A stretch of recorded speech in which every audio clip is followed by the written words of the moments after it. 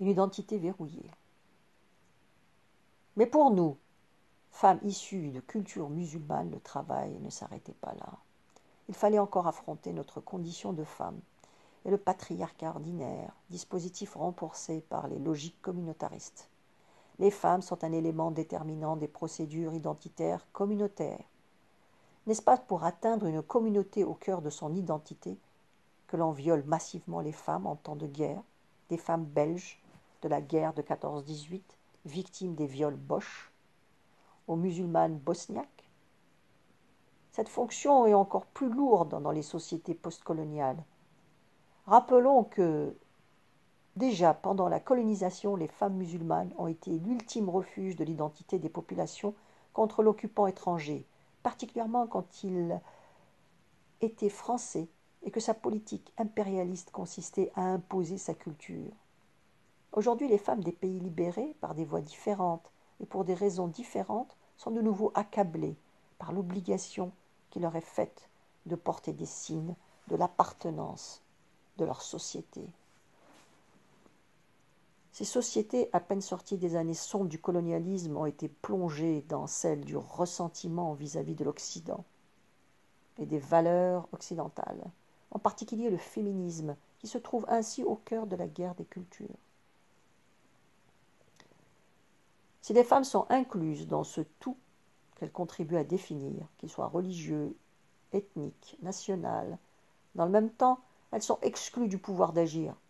Incluses dans le peuple algérien, les femmes algériennes se sont soulevées contre le colonialisme, suivant les modalités mises en place par les hommes algériens. Elles n'ont occupé aucun poste de responsabilité dans la guerre de libération, même quand elles avaient les capacités de le faire. L'indépendance venue, l'exclusion a repris ouvertement ses droits. Cette situation d'incluse-exclue, pour reprendre l'expression de l'helléniste français Nicole Laureau, que les femmes en partage selon un dispositif mis en place par le patriarcat est renforcé ici par sa sacralisation religieuse. Le recours à la religion pour justifier l'avélissement des femmes n'est pas propre aux sociétés musulmanes. Il a fallu attendre le XIe siècle pour que l'Église catholique reconnaisse que les femmes ont une âme. Mais cette infériorisation, ici, ne s'arrête pas à des considérations d'ordre spirituel. Elle est codifiée dans tous ses détails par des docteurs de la loi. Et c'est cette codification qui a été sacralisée.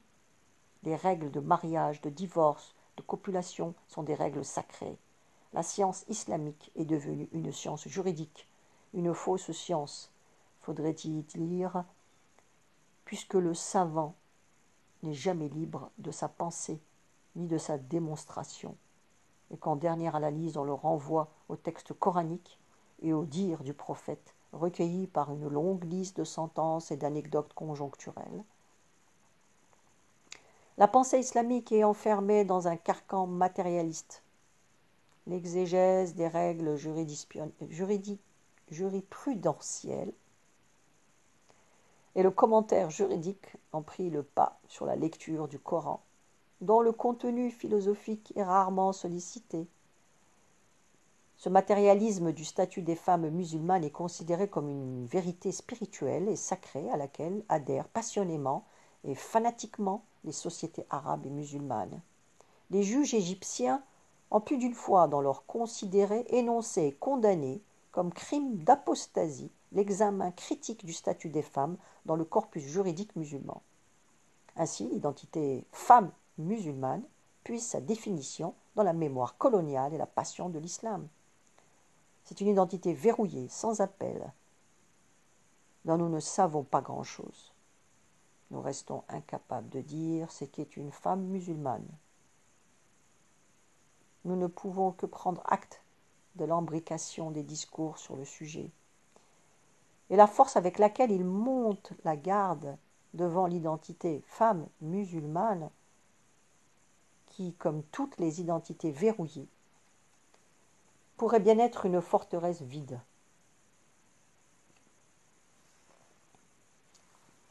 Le patriarcat ordinaire. La seule manière d'en dire plus sur ces femmes particulières que sont les femmes musulmanes serait de revenir à la question centrale par laquelle les féministes ont affronté l'ordre patriarcal. Qu'est-ce qu'une femme?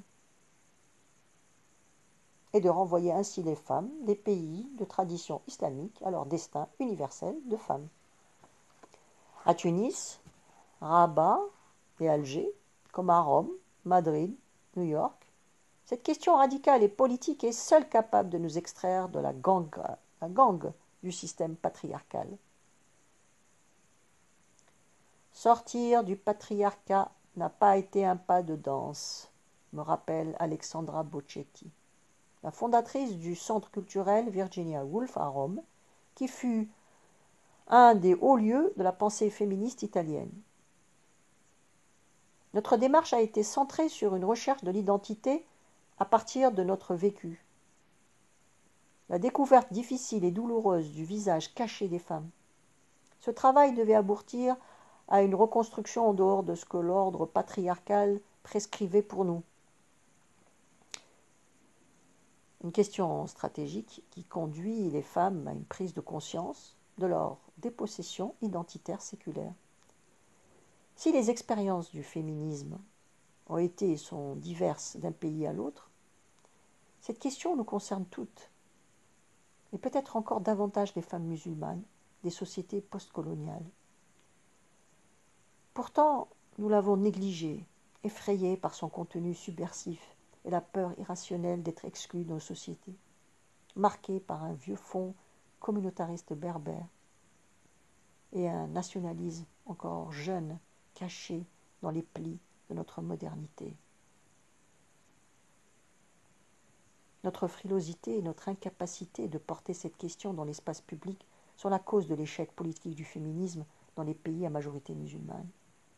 En ignorant cette exigence, nous nous sommes privés du seul moyen pour les victimes de prendre conscience qu'elles sont les protagonistes d'un système qui les nie, en les rattachant ou en les identifiant à d'autres objets, l'ethnie, la classe, la fonction sociale, etc.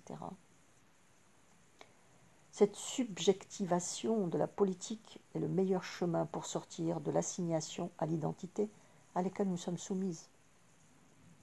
Enfin, un dernier constat, le plus lourd sans doute, pour nous et pour les sociétés dans lesquelles nous vivons.